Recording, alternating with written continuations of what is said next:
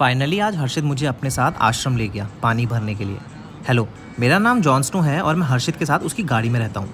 आज मैं और हर्षित सुबह सुबह चले गए आश्रम पानी भरने के लिए। ये लालू है।